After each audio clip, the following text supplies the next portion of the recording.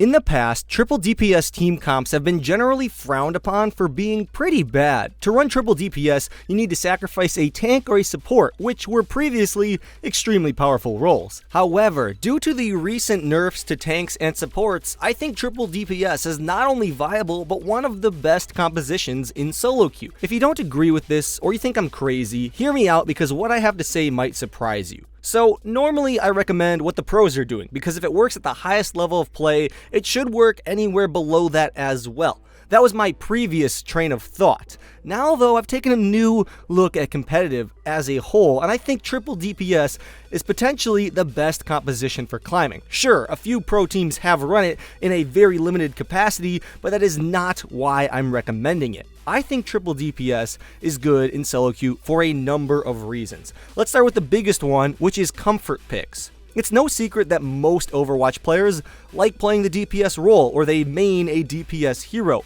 This means they will likely perform subpar when they fill to a tank or support position, and they'll likely complain, they will sometimes tilt, and it's generally not a good thing.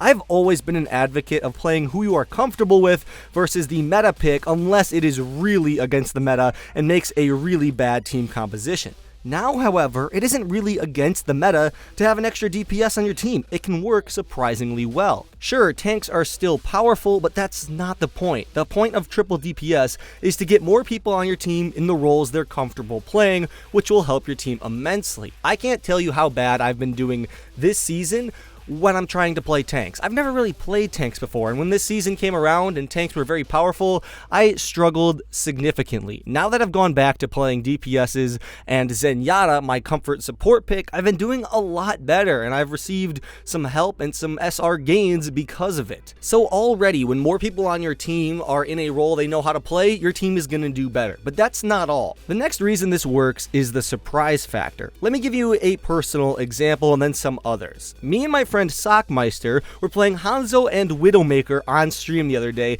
and we were stomping games at high diamond. Now I know this doesn't prove much, but it shows that the element of surprise can really throw some people off. At ranks lower than Master, actually at any rank, unconventional team comps can work. There's even a Grandmaster attack Bastion main in North America. He runs a Bastion on attack more than he runs it on defense, and his win rate is insane. Running triple DPS can really stop the enemy team in their tracks. It's not nearly as unconventional as these double sniper picks or these attack bastion picks, so it's a solid team composition, but it's different enough where people are sometimes like, yo, how do we deal with this? Sometimes they'll start switching up compositions, they'll get tilted because they know they really shouldn't be losing to a triple DPS because they think it's not meta, and you can often have momentum on your side. You're winning the game, you're either holding the point or pushing it very effectively, and the enemy team doesn't know how to stop it, and they might just get frustrated and kind of give up in their minds because you're doing so well at something that is so generally frowned upon. As you go down in the ranks, the less people will know how to adapt and overcome this composition, and sometimes there's not even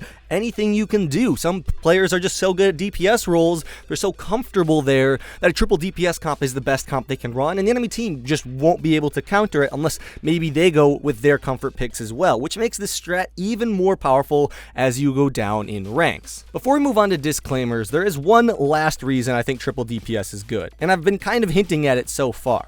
Triple DPS isn't actually too off meta. At the beginning of the video I said I thought this comp was good because it works in public games, not because it works in the pros. And I mean that. If it didn't happen in the pros at all, I would still think it's good. But the thing is, the pros do run it sometimes, and it does work there. Now I've said that is not why I think this works. They run it very minimally, and when they do run it, it doesn't even always work, but they do run it, which kind of proves one more thing, that I'm not entirely crazy. There are other people out there, very, very good players, that are trying this out because they see potential in it. They haven't maybe mastered it yet, but it definitely has some potential, which means it can work in your games as well. Keep in mind though, triple DPS isn't the solution to all your problems. You shouldn't always be running triple DPS. It isn't like an end-all be-all best composition like the triple tank meta was. But it does work, and it can work very effectively. I wouldn't even say it's a bad thing to start a game off with triple DPS and then switch it up if it doesn't work. Just don't run it all the time. If it's not working, you clearly need to do something different. And the 2-2-2 composition or even 3 tanks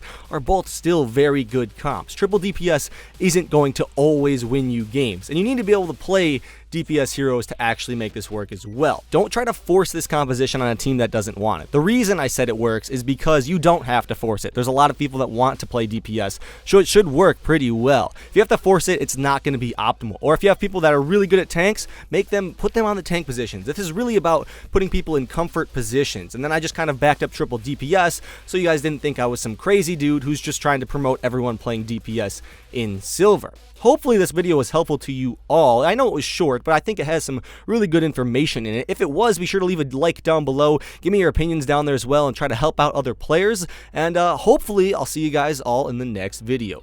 Have a good one. Lone Hawk out.